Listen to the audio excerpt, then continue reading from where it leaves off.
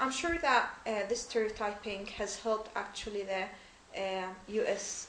Policy in the Middle East, and I do remember the invasion of Iraq. When my country was invaded by the U.S. Army, I felt very frustrated, and I felt that everything that I was thinking of, even my American friends, even my relationships with people from the U.S.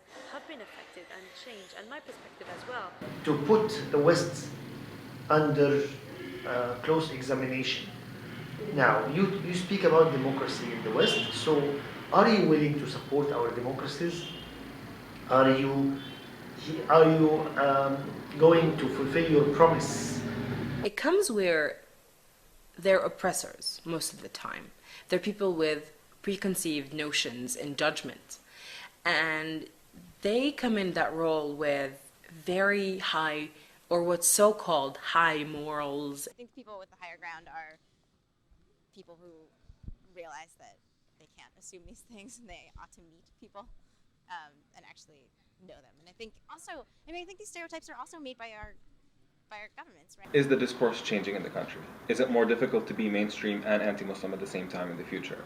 Are we going to get to a point where U.S. policy is substantively and drastically different from what it is now in terms of both foreign and domestic policy?